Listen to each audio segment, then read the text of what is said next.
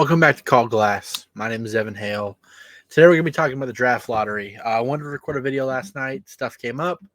But now we're here and we're going to talk about what happened, winners and losers, and, is the lottery rigged? We're going to talk about that too. I'm going to start by saying I don't think the lottery's rigged. Obviously, trading away Luka Doncic, getting the first overall pick as Dallas Mavericks, sure feels that way, especially when you have.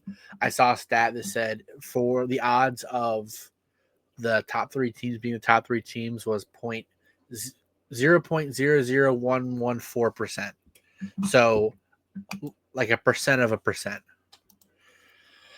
which sucks because the rich get richer. It feels like I'm just gonna read it through real quick. The Mavericks get the first pick. The Spurs get the second pick. The Sixers get the third pick. My Hornets get the fourth pick. Trey Johnson. I'm reading the mock while I'm reading it. The Jazz get the fifth. Wizards fall to 6.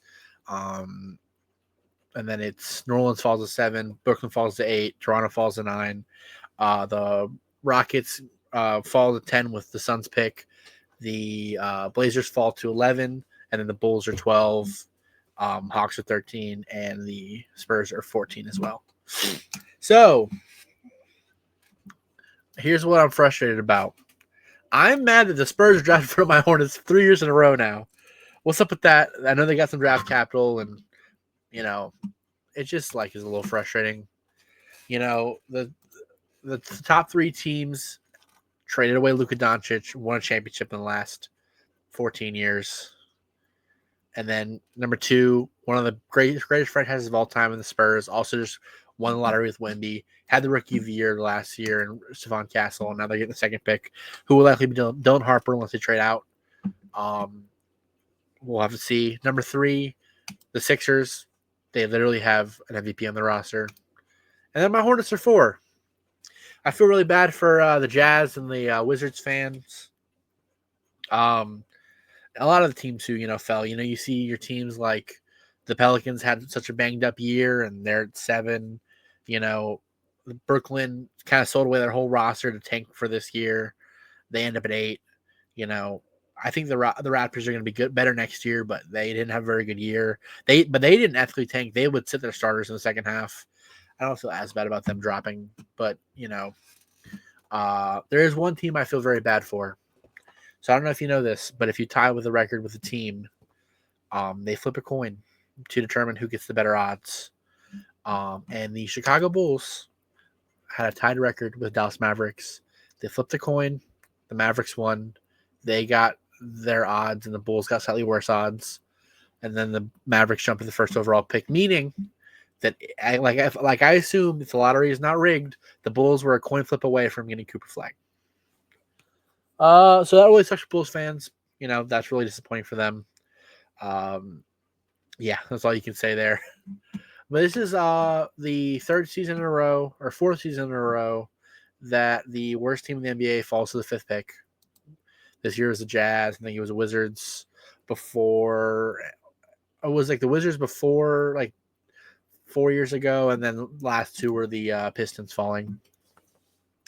It's just frustrating. I'm a Hornets fan. We always stay in the top 4. I was very, pessimistic about the lottery. I was like, we're probably going to get the 5th pick.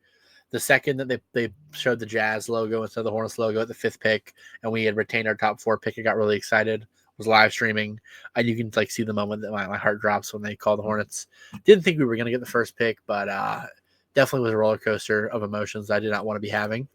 And Cooper Flag is going to be a Maverick. Here's the issue with that. The Mavericks have a decent roster right now, but Kyrie Irving is going to be out for at least, until next spring. Anthony Davis is a guy who has struggled with injuries. He's also 32, 33. Kyrie's 32, 33. Klay Thompson's 35. You have a very old roster around Cooper Flag, and you also don't own your own first round pick after next year until 2031. So you don't have the assets to build around a young Cooper Flag. They might be good next year, the year after that, but there's going to be a fall off. So everyone's upset he's going to the West. I think the Mavericks are going to need it's going to be a few years before they get anywhere really solid after, these guys fall out of the roster, the older guys. There's a world where Kyrie Irving doesn't even come back next year. So I'll have to see that.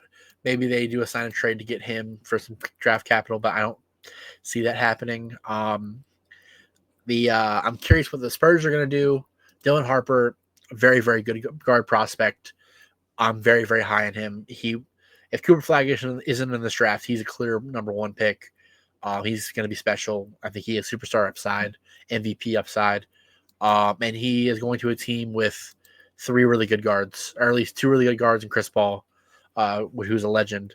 I don't know what they're going to do. I mean, you're going to run Stephon Castle at the 3. Stephon Castle was upset and said he didn't want to go to teams who had a point guard because he wanted to play point guard. Now you're going to ask him to play the small forward.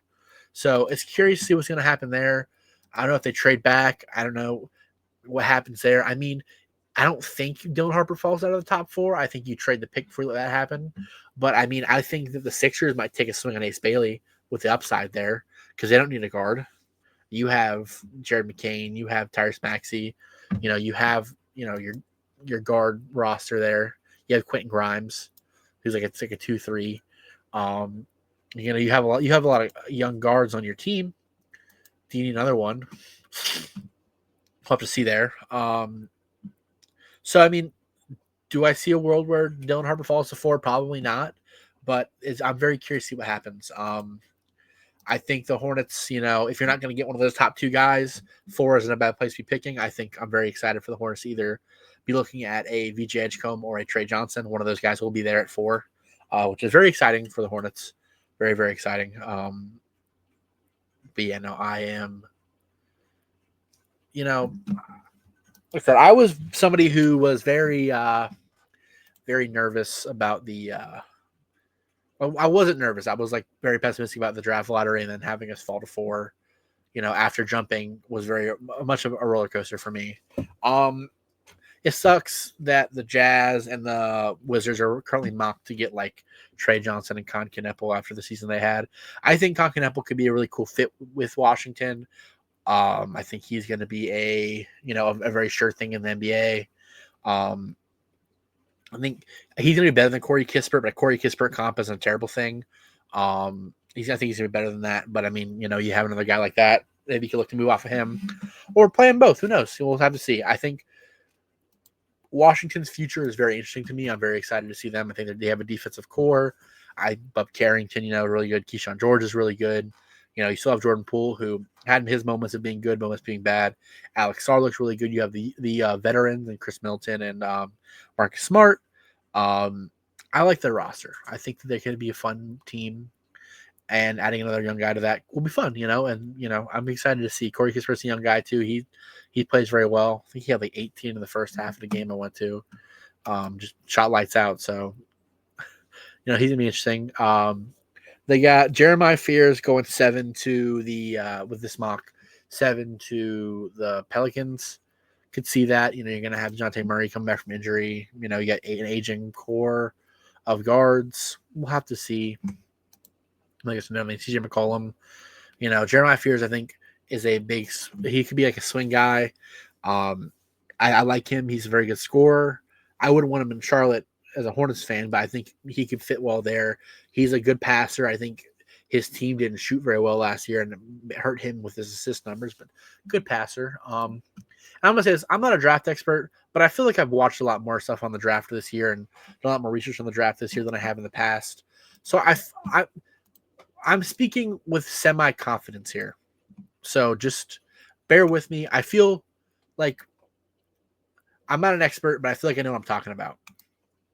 So if I say something wrong, point it out to me, please, because I want to know what I'm talking about and be better. And I feel like I don't want to say things that are incorrect. And I don't think that I am. But, some people know more than me about certain things. And I know ball, but some things, you can't know everything. And I'm just trying my best to know everything at this point. They have Brooklyn taking Kamal Malawach at number 8. Very interesting to see that. I think, you have Nick Claxton over there. They do a lot of the same things. Kaman's just a less polished guy. I think this is just their mock over it because I don't know if this is exactly who's going to go where. Actually, I'm gonna look up because this is just Tankathon. I think they had a mock, like a blanket mock, mock draft post lottery. We're gonna look at CBS's. Okay.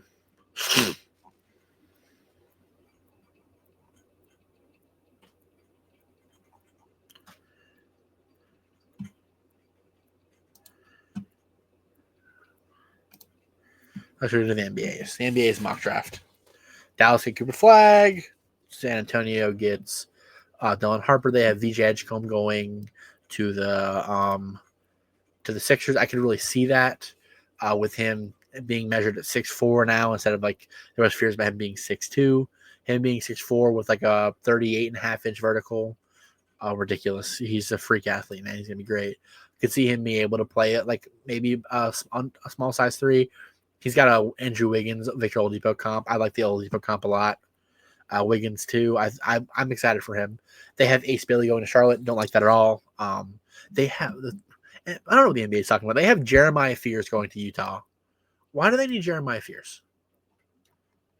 Where does Con Knipple? They got Con Knipple going 10 to the Rockets. Man, if you're the Hornets, you trade back at that point, man. You just go get Con Knipple and trade back. I don't really know what I'm gonna talk about as much this video. I usually don't. Like behind the scenes. I usually like script some stuff up.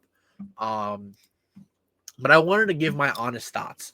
So I want to talk more about the lottery rigging because people think it's rigged. So for those of you who don't know, I'm a little more tapped into that. They allow one member of each media group for each team into the lottery room. So for the Hornets, it's been Rod Boone the last 2 years, and they draw the lottery in front of them. I mean, it's hard to. I know there are ways to rig that, but it's hard to. And I just think that the bigger issue is that they have flattened the lottery odds too much.